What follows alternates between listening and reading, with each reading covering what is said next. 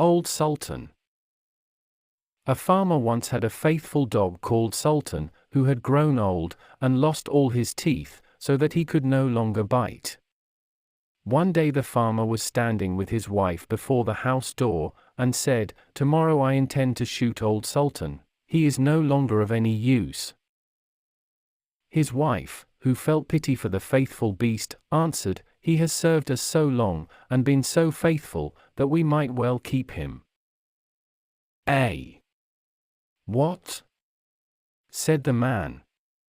"You are not very sharp. He has not a tooth left in his mouth, and no thief is afraid of him. Now he may be off. If he has served us, he has had good feeding for it." The poor dog, who was lying stretched out in the sun not far off, had heard everything, and was sorry that the morrow was to be his last day.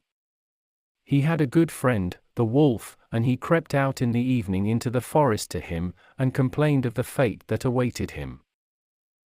"Listen well," said the wolf, "and don't be sad. I will help you out of your trouble. I have thought of something. Tomorrow, early in the morning, your master is going with his wife to make hay, and they will take their little child with them, for no one will be left behind in the house. As usual, during work time, they will lay the child under the hedge in the shade. You lie there too, just as if you wished to guard it. Then I will come out of the wood, and carry off the child. You must rush swiftly after me. I will let it fall, and you will take it back to its parents, who will think that you have saved it, and will be far too grateful to do you any harm. Quite the opposite, you will be dear to their hearts, and they will never let you lack for anything again." The plan pleased the dog, and it was carried out just as it was arranged. The father screamed when he saw the wolf running across the field with his child, but when old Sultan brought it back, then he was full of joy, and stroked him and said, "Not a hair of yours shall be hurt. You shall eat my bread free as long as you live."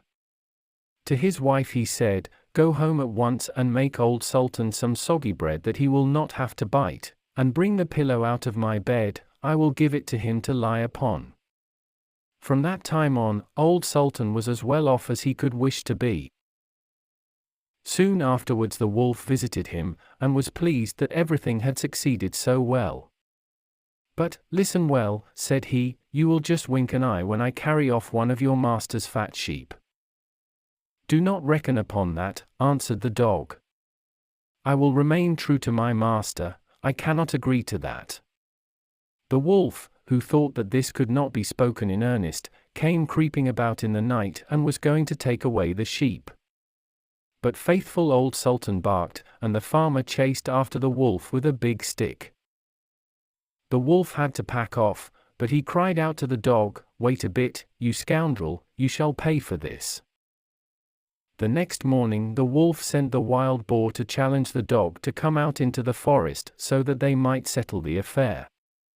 Old Sultan could find no one to stand by him but a cat with only 3 legs, and as they went out together the poor cat limped along, and at the same time stretched out her tail into the air with pain.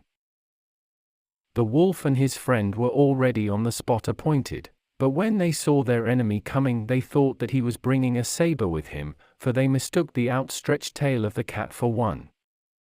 When the poor beast hopped on its 3 legs, they could only think every time that it was picking up a stone to throw at them. So they were both afraid. The wild boar crept into the underwood and the wolf jumped up a tree. The dog and the cat, when they came up, wondered that there was no one to be seen. The wild boar, however, had not been able to hide himself altogether, and one of his ears was still to be seen. Whilst the cat was looking carefully about, the boar moved his ear. The cat, who thought it was a mouse moving there, jumped upon it and bit it hard. The boar made a fearful noise and ran away, crying out, "The guilty one is up in the tree."